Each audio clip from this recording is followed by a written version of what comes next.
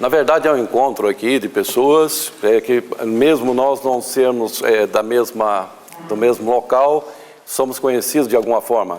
Somos seres humanos, então, não importa nossas culturas, nossas línguas, é um meio de se viver, mas nós somos felizes, vamos continuar lutando, e o que nós queremos é isso, ver a humanidade feliz.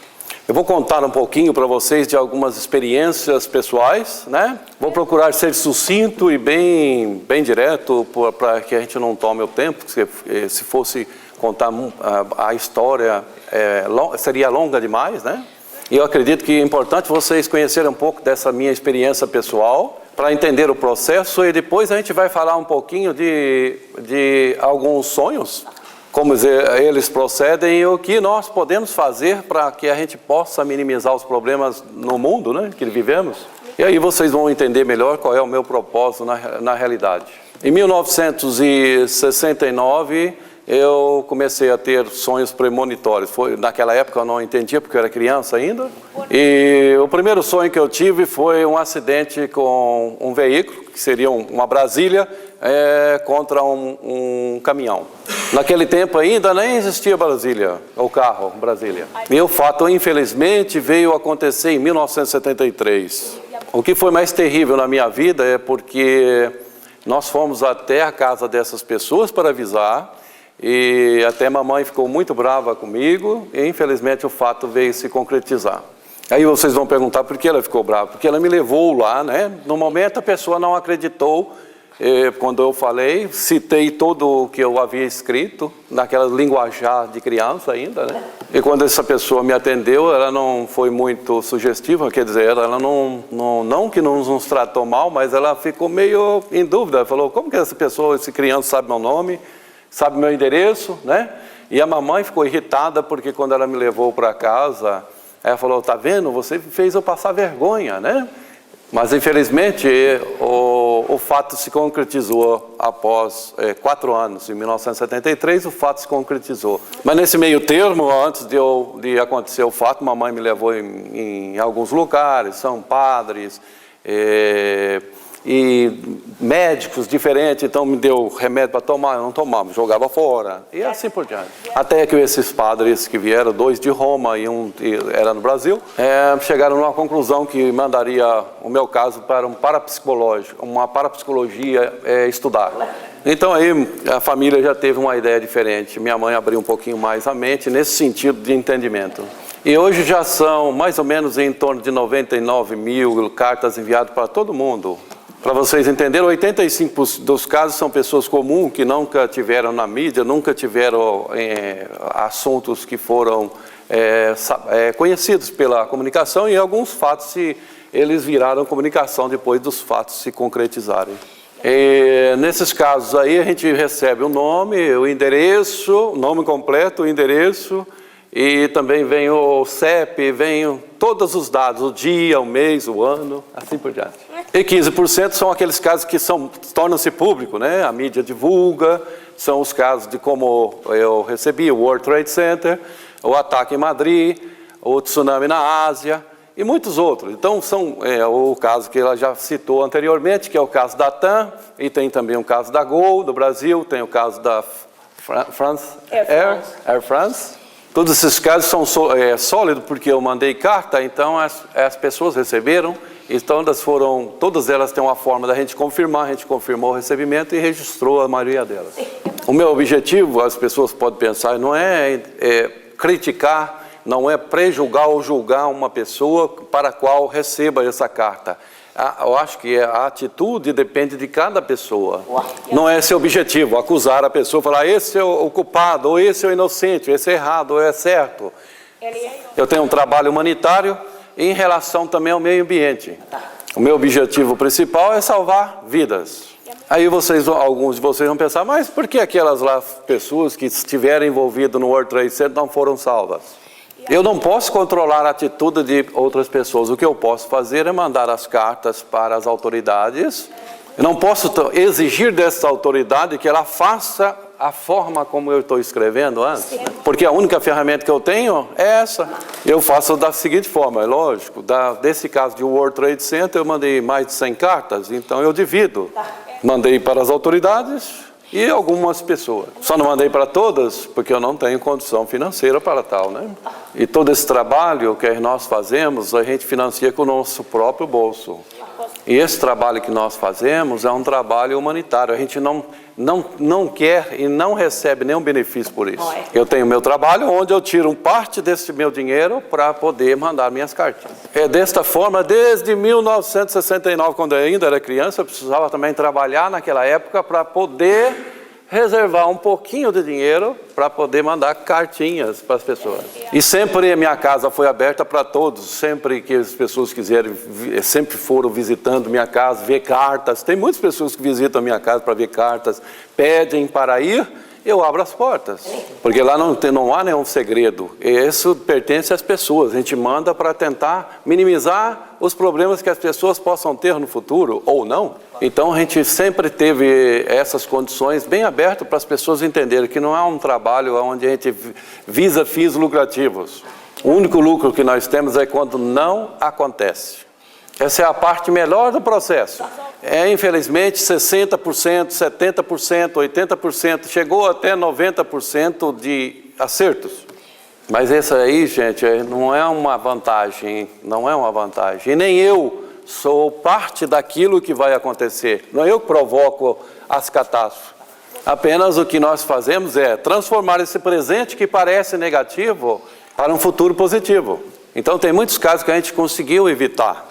Os casos que nós consideramos mecânicos, não naturais. Por exemplo, o avião da TAM é um caso mecânico. O segundo caiu e o segundo eles tiraram o voo.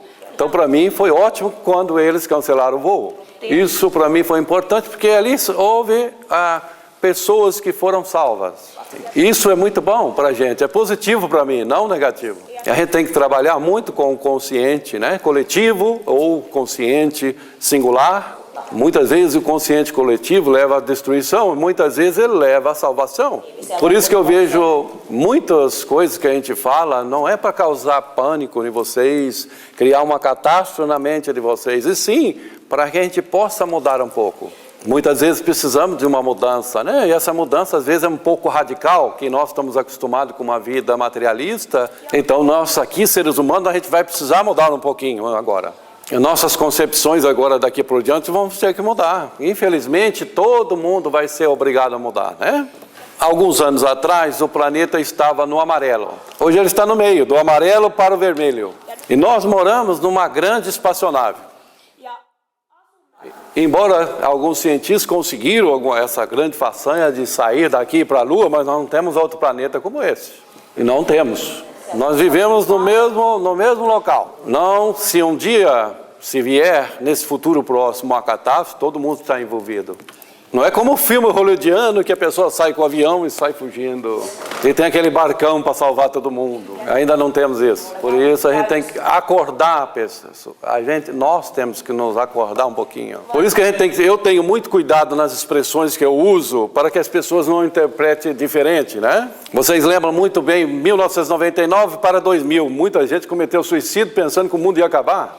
Tinha um senhor em 2012, antes de chegar a 2012, ele estava com um caminhão subindo uma montanha cheio de alimento. Isso é um exemplo de mostrar como nós lidamos com nós mesmos.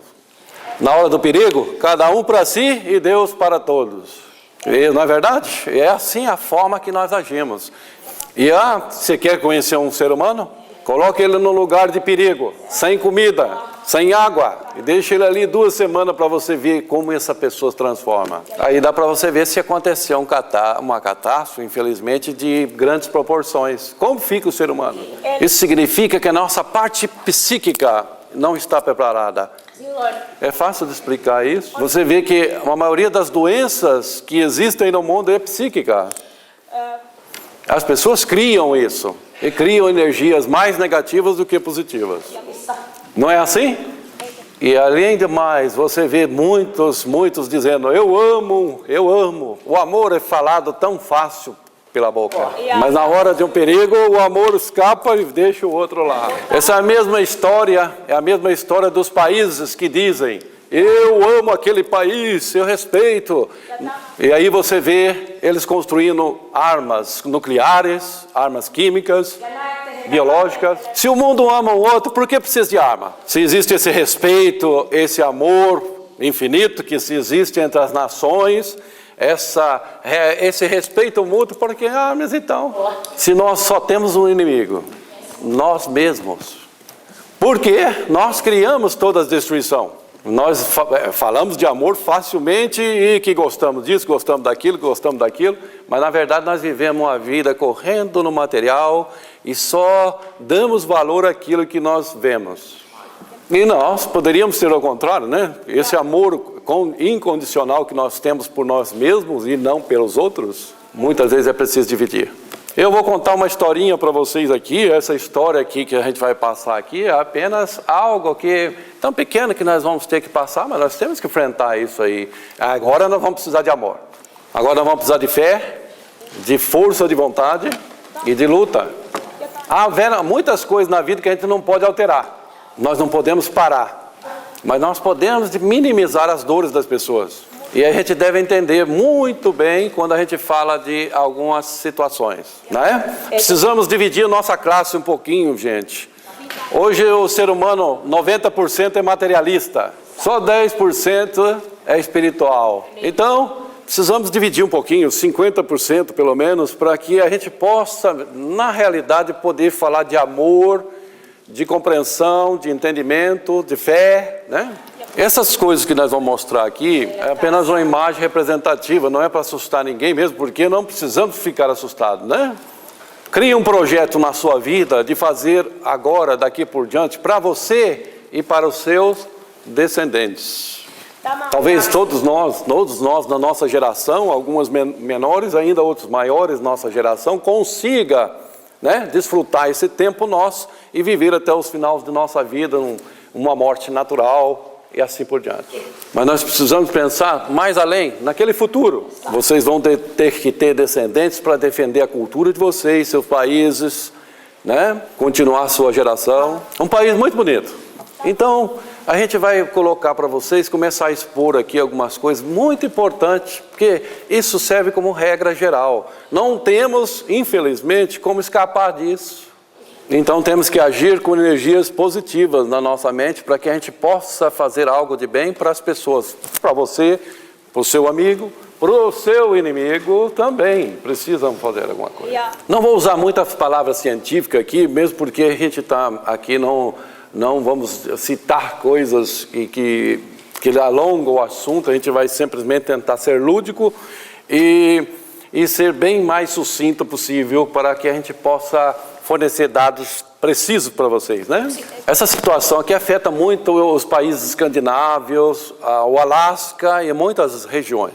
Hoje o que vocês sabem através da ciência é que o derretimento das calotas polares mistura-se água doce com água salgada, criando uma distorção climática no Equador, onde haverão encontros de ventos frios com ventos quentes, transformando isso em grandes furacões, ciclones, tornados. Todos acreditam que a maioria de vocês tem carro.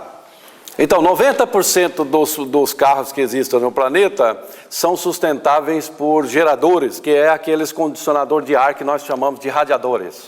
Nos países com clima mais quente, o motor precisa funcionar com aquele radiador para poder o motor seguir. Então, nos países aqui escandinavos, é o contrário, precisa aqui esquentar. Mas a soma dos dois é a mesma coisa, tem uma função única. É simplesmente você tirar aquele radiador do seu motor e ver se o carro funciona. Nos carros dos países tropicais, os países que são mais quentes, o motor estoura de quente. Afeta todo o sistema do carro. E dos países escandinavos, se você tirar, o carro não pega de jeito nenhum. Isso é necessário. Então, essa é a engenharia mecânica, uma forma de explicar para vocês entenderem onde eu quero chegar. Lá embaixo, onde nós estamos pisando aqui, lá embaixo, bem no centro da nossa terra, nós estamos pisando aqui, nós não estamos sendo queimados porque lá embaixo tem o clima mais ou menos igual ao Sol.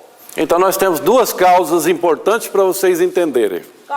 Quando acontece esse derretimento, que é o nosso radiador, o nosso motor aqui começa a esquentar.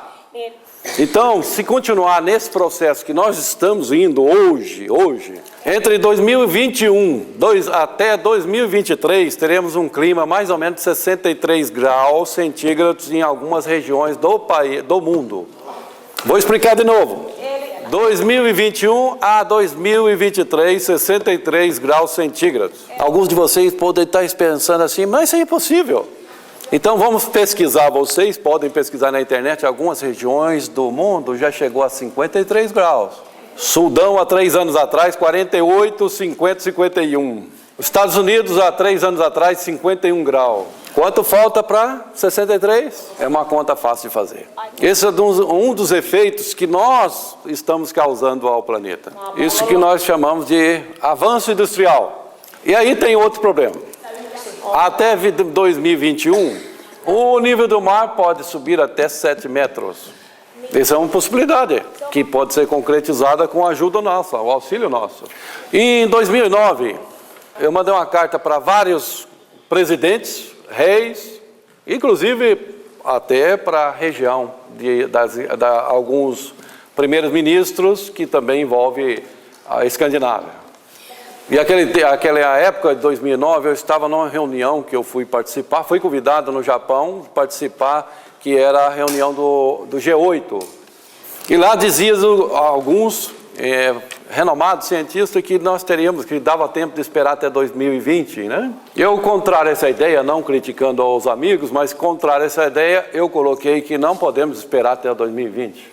E lá nessa carta, a mesma carta, eu colocava que nós tínhamos naquela época, mais ou menos, que a ciência não tinha descoberto ainda, 389, mais ou menos 385, 389 milhões de partículas de dióxido de carbono na nossa atmosfera.